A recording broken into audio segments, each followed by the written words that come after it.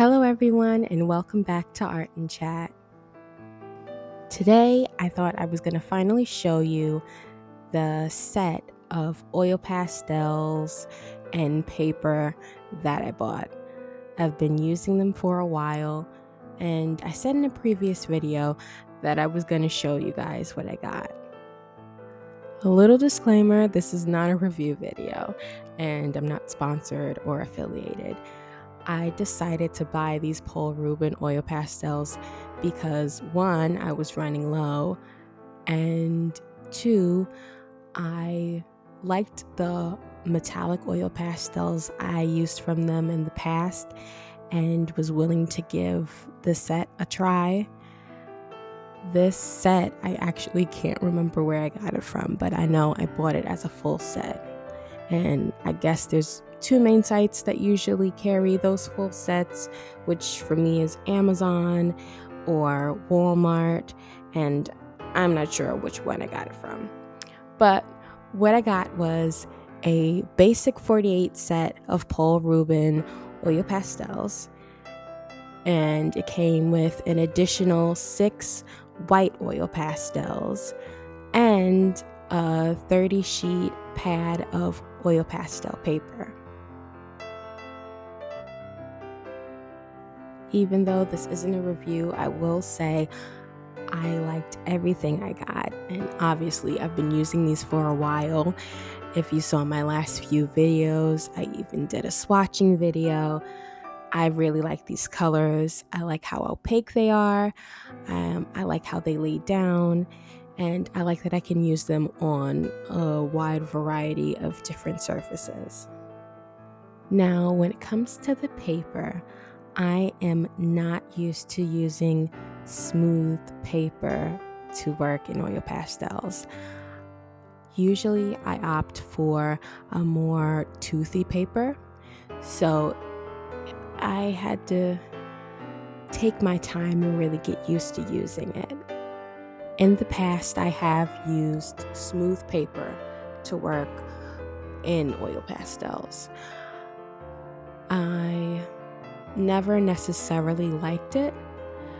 However, this paper really surprised me, especially with these oil pastels. Some of them were a bit more oily than the others, and I just think that's something that happens with oil pastels, but it really surprised me. I enjoyed using it and it worked great. Typically, when I use oil pastels, I work quickly, and 9 times out of 10, it's because what I'm envisioning, I want to see finished.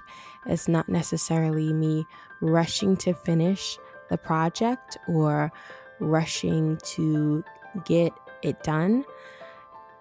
It's more of an excitement to get the work finished so I can finally see the end result of what I'm envisioning. So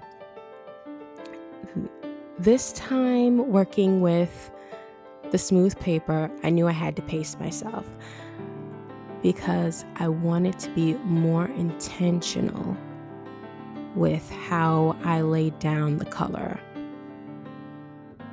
In my experience, when using smooth paper to draw an oil pastel, you often fill up the paper with the oil pastels a lot more quickly, and at times it can make it harder to layer.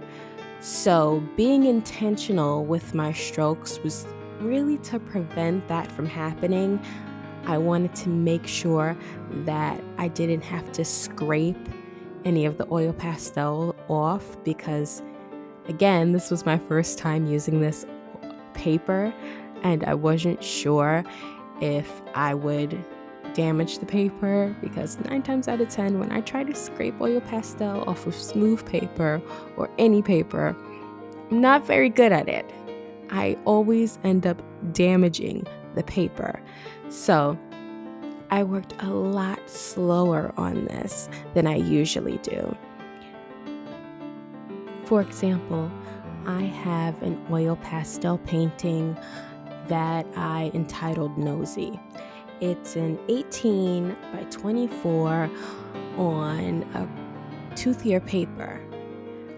I took probably 3 to 4 sessions to work on that, and it was a lot larger than this. I believe this paper is a 9 by 12, so I'm only using a small portion of the page. As you can see, I taped off. I took probably 3 to 4 sessions, and my sessions usually run anywhere from 5 hours to 10 hours. So it took me a lot longer. Going into this oil pastel painting, I had a vision. As you could see earlier, I was tracing my sketch.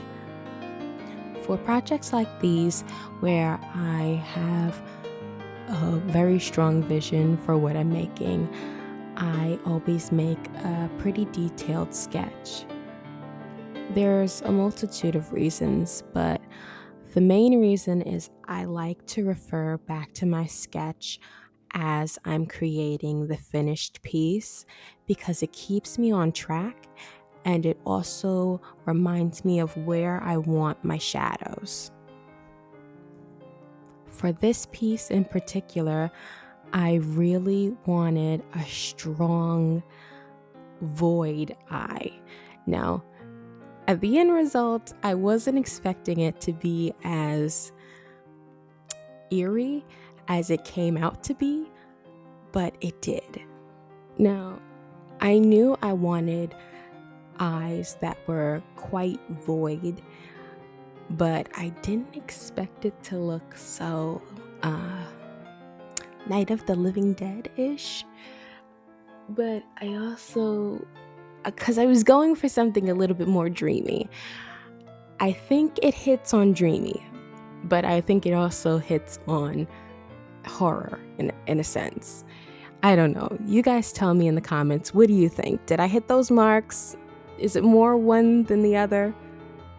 So let me tell you a little bit about the inspiration behind this piece.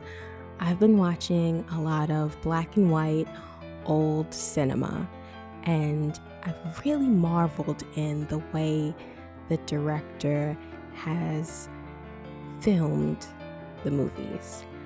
Something that I really like is how in dramatic moments the camera zooms in on one part of a person or an object. 9 times out of 10 in horror movies or in sci-fi cinema like The Twilight Zone, the director zooms in on a person's eyes or a person's hands or a weapon, and it's so dramatic. I wanted to do a piece like that. So this led me to my camera roll, and I have pictures of just the most random things, and I always keep even the pictures that don't come out the greatest on my roll. I don't delete photos. I know it's a problem. I should, but I don't. I took an extremely overexposed photograph of the sky and these leaves, and you can't really see anything. I would share it, but you can't really see anything. I was there, so I remember, and what it looks like to me is almost like the branches are trying to touch each other. So I wanted something very dramatic. I included photos, including this one of eyes that I somewhat stretched, changed, warped, and reimagined, along with the inspiration of that photo because I knew I wanted void eyes. I wanted very white eyes, very stark in comparison, and almost colorless in comparison to the skin tone.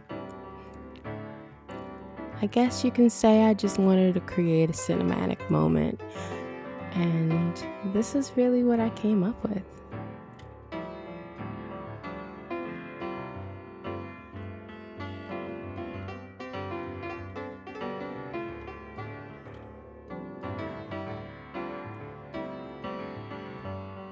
I was really happy with this basic set of oil pastels because being that I wanted a very colorful skin tone, I had plenty of skin tones and flesh tones to make skin, but then I had all of these rainbow colors to add to them, and that's exactly what I did. I really wanted to bring life to the skin, and in a way, it came out really bright and really colorful, but it also came out kind of sickly. And when I say sickly, I mean like almost zombified, but I'm okay with that. I think that was pretty cool. It almost makes the eyes look and feel more lifelike. Initially, when I was creating this, and even after I made it, I did not intend for this drawing to be shared during spooky season. However, looking at the finished product, I gotta say it kinda worked out perfectly.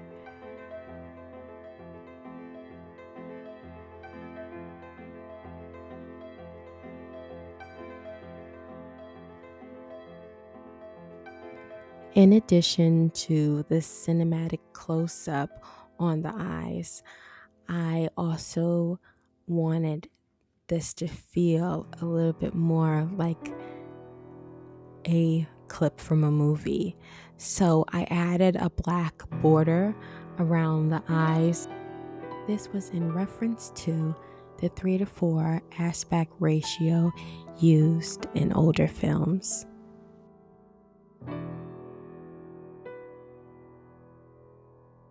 My favorite oil pastel that I use on just about everything, from oil paintings to drawings, I can layer it and layer it and layer it, has to be Sennelier. Their oil pastel, their white oil pastel is fantastic. After using this Paul Rubens white oil pastel, I have to say it holds its own. I won't say it's my favorite, but I will say that I could definitely see using this instead of Sennelier. I could probably, I wouldn't say interchangeably, just because I haven't used it enough to say that I could replace the other, but it works really, really well.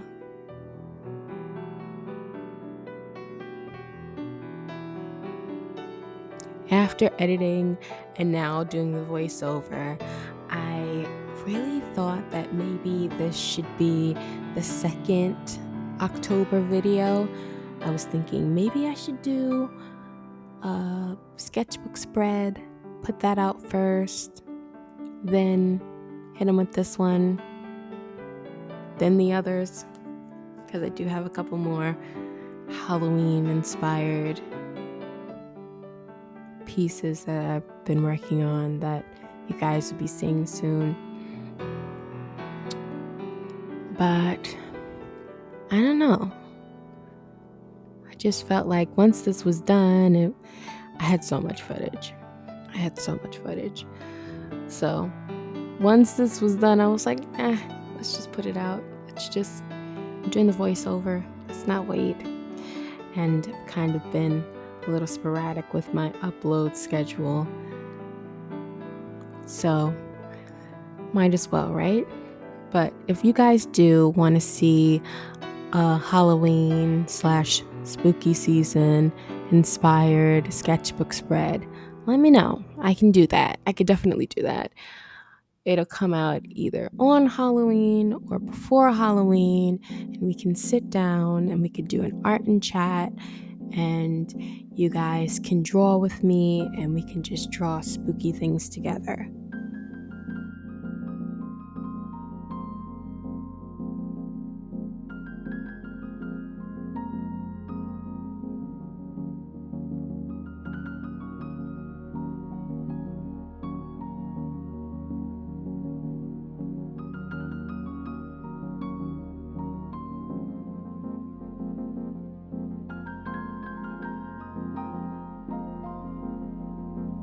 Thank you guys so much for watching.